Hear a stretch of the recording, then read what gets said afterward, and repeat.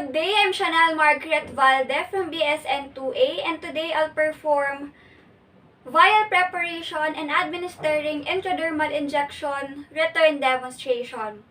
Vial, it is a glass bottle with a self-sealing stopper through which the medication is removed. And intradermal injection is the introduction of a solution by means of needle and syringe to the superficial layer of the skin, specifically on the dermal layer of the skin. Intradermal injection is usually given to clients for skin testing procedures such as tuberculin test and allergy test. And it is given intradermally because they are very potent. Since the dermis has a reduced blood supply, then the absorption of medication is slower, thus reduces the risk for anaphylactic reaction. And this is done to assess if the patient has an allergy or not for a specific medication. In doing so, it is important to observe the rights of medication administration to ensure the patient's well-being and to ensure that we will give the patient the safest care. And prior to the conduct of the procedure, the first thing to do is the assessment. So first is review the physician's order and medication record for the medication to be given to the client. This is to identify the drug's name, the dosage, the route of administration, and the time it is to be given to ensure that we will be able to prepare right medication with right dosage, route, and time for the right patient according to the doctor's order. And then before administering the intradermal injection, we need to assess the site if the client has had other intradermal injection, because we also need to choose an injection site that is free of lesions, discolorations, tenderness, masses, or edema, to avoid injecting site that could lead to complications and abnormal effects, and also to ensure that correct site will be used. And then assess the needs for assistance. For example, we have a pediatric client, so the assistance from his or her mother or father is important for the child to cooperate. But in adult patients, usually they don't need any assistance at all, since they're also more capable of handling pain. And then for the planning, determine all the materials needed to minimize the chances of needing help while performing the procedure. And then wash your hands or perform hand hygiene to minimize the spread of infection and prevent cross-contamination of microorganisms. And then gather all the materials needed, which are the prescribed medication to be given to the client, 1 cc syringe, the one that we're going to use to administer the intradermal injection, medicine tray, medication card which contains the specific medication for specific client given or prescribed by the attending physician, wet cotton balls with 70% alcohol. We're going to use it to clean the rubber top of the vial, as well as to remove pathogen from the injection site. Then dry cotton balls that we're going to use to wipe the excess medication after administering the intradermal injection, waste receptacle, sterile gloves, black ink pen, notepad and pen for documentation. And it is important to gather all the necessary materials to save time and effort. And then now for the implementation phase, first is verify the right drug to be administered. So read the name of the drug from the medication record to ensure that we will be able to get the right drug for the right patient. This is to confirm the name of the medication by comparing the label with the MAR. And then also, check the label of the medication before picking it up. And then also check the expiration date to ensure that the medication can still be administered or it still could be given to the client, because if it is already expired, then it may be non-functional and it may cause harm to the patient, and outdated medication can be returned to the pharmacy. And then check the label once again before calculating and preparing the dose to avoid making errors in medication administration, since all the medication has an effect to client, so it could improve the client's health, but it could also cause harm to the client, so we need to avoid making errors in medication administration. Now we'll proceed in the vial preparation. So first is to remove the metal or the plastic cup that protects the rubber stopper of the vial. So this metal or plastic cup, it prevents contaminating the rubber top of the vial. So to avoid accidental injuries or cuts, we can use the tip of the plunger of a syringe to remove the metal cover.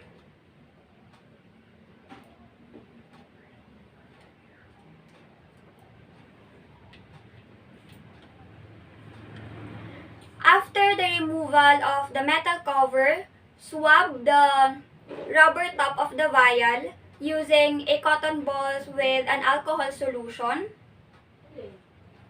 to remove the surface microorganisms, and this is done for at least 30 minutes. Also, this is done the first time that the vial is entered or in subsequent entries into the vial. And then now we're going to get the syringe. So this is a 1 cc syringe. Needle gauge is 25.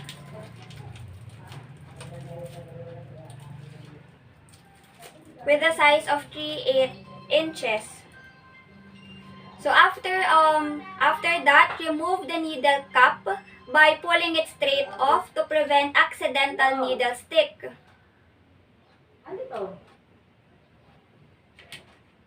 Next is that inject the same amount of air equal to the volume of medication that you're going to withdraw from the vial, and then remove the syringe. So the usual intradermal injection ratio is 1:9. So 0.1 ml of the medication and 0.9 ml of sterile water. So we're going to withdraw 0.9 ml of sterile water. So we also need to inject equal amount of air. Air allows the medication to be withdrawn easily because this prevents creating negative pressure inside the vial.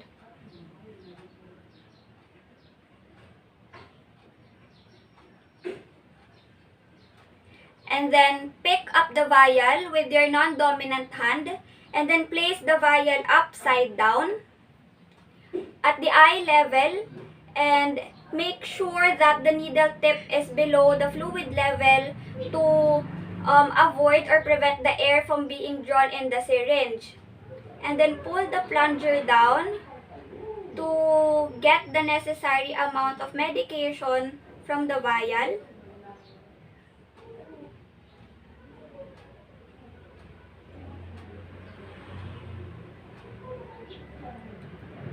And then withdraw the syringe after the dose of medication is withdrawn.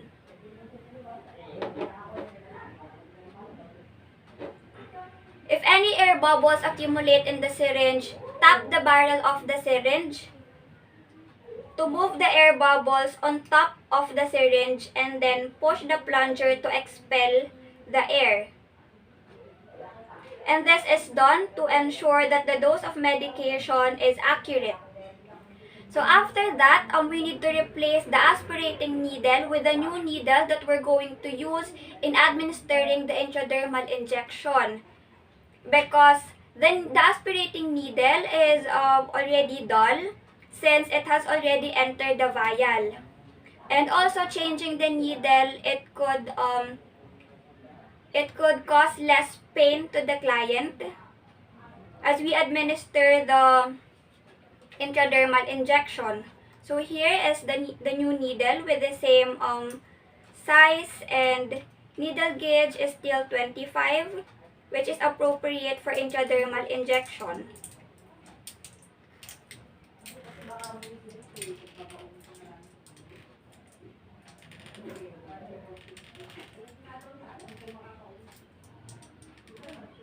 So make sure that the needle is intact into the syringe to avoid accidents and injuries.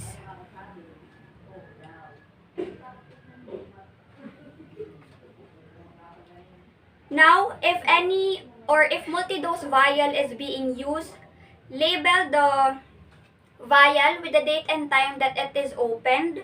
So today is November 4, 2021.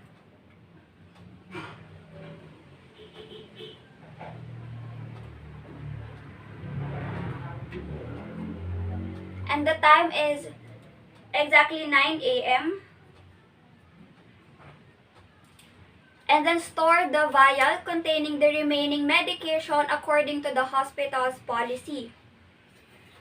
Because the vial is sealed, the medication that remains inside the vial remains sterile, and it can be used for future injections. So after vial preparation, we're going to proceed now in administering the intradermal injection to our client. Now we'll proceed in administering the intradermal injection to the client. So first, again, check the medication order on the patient's chart. It contains the client's full name, the date and time the order is written, the name of drug to be administered, the dosage, the time and frequency the drug is to be given, or the medication to be given, the route of administration with the physician's signature. And this is to ensure that we will be able to give the right medication for the right patient. Good morning, ma'am. I'm Chanel Valde, and I'll be your attending nurse for today. May I know your name, please? Felicidad Valde. It is important to identify the client carefully to ensure that the right medication is to be given to the right patient. And there are 3 correct ways to identify clients. So you can check the client's name on the identification band, ask the client his or her name directly, or verify the client's identification with staff members who knows the client. Today, ma'am, your doctor has ordered for a penicillin skin test, which means that I'm going to inject small amount of penicillin medication into your skin, specifically in the dermal layer of your skin, to assess and observe if you have an allergy or not to the penicillin medication. It is somehow painful, but you can breathe in, breathe out, or inhale and exhale, as it would give you a sense of control. Alright?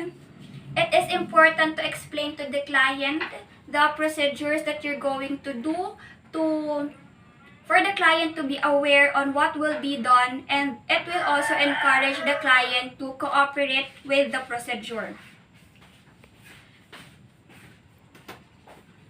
So before administering the intradermal injection, assess the site if the client has had an other intradermal injection. So choose a site that is free of lesions, discoloration, tenderness, masses, and edema to avoid complications and bad side effects, and to ensure that we will use the correct site in administering the intradermal injection. Alright, and then position the client's arms and forearms supported in a flat surface.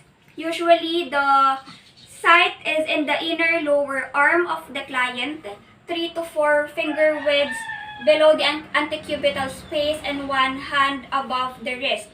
So before administering the ID injection, first put on sterile gloves.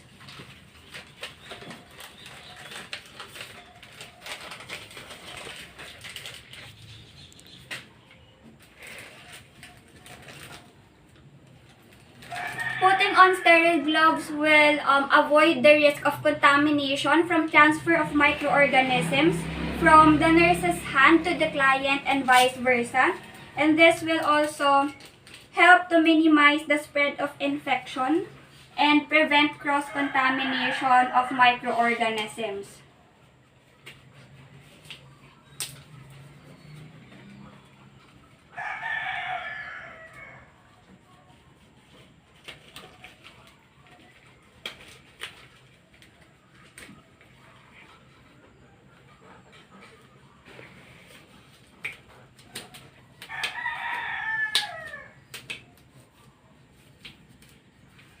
So after putting on the sterile gloves, we're going to proceed in the administration of the intradermal injection to our client.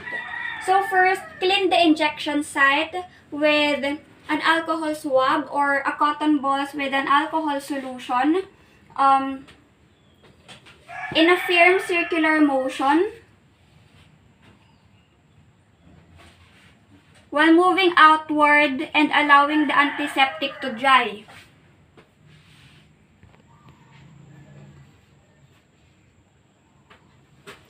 And this method helps to move the pathogen away from the injection site. And then next, hold the syringe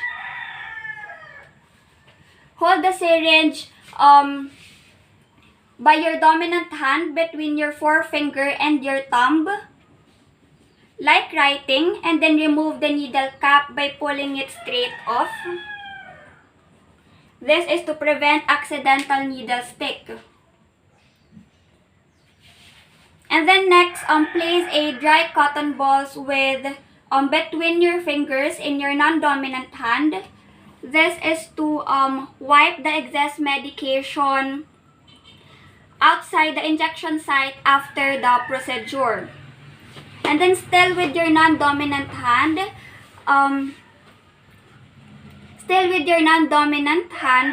we're going to pull the injection site or the skin until it is taut. And if using the ventral surface of the forearm, place your non-dominant hand on the dorsal forearm and then pull it to tighten the ventral skin. Taut skin is important because it allows the needle to be inserted easily in the dermal layer without causing too much discomfort to the client. So stabilize your hand, inject the needle, bevel up, 10-degree angle, no higher than 15-degree angle, because higher than 15-degree angle, it allows the insertion of the needle in the subcutaneous layer. And make sure that the entire lumen of the needle is inserted in the thin layer of the dermis.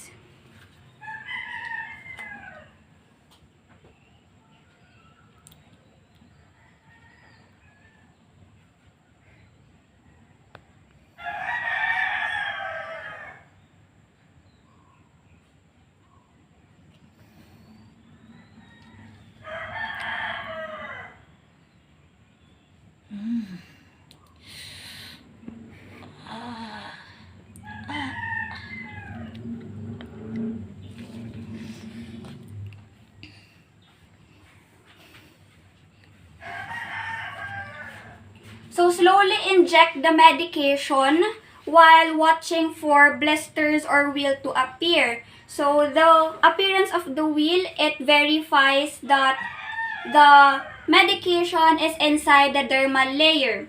And then we have withdraw the needle on the same angle as it was inserted, and wipe the excess medication outside the injection site using the dry cotton balls that we have placed between our fingers and our non-dominant hand. And then never massage. So because massage, it can disperse the solution in the surrounding tissue or outside the injection site. And then remember, do not recap the used needle, and then discard the syringe and the needle in the sharp container or in the appropriate waste receptacle to avoid injuries and to avoid accidental cuts. So now we're going to encircle the site directly over the border using a black marking pen.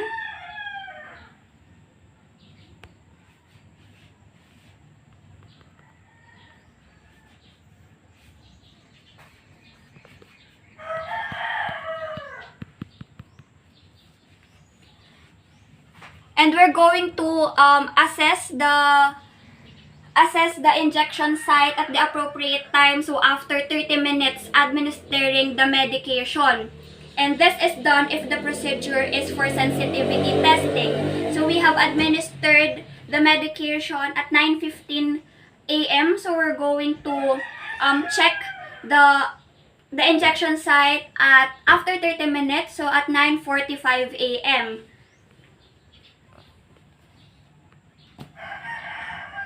And we also need to write the medication.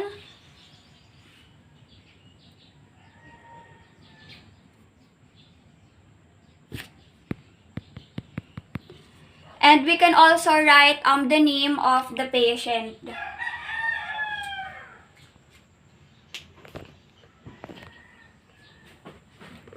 So after that, remove your gloves.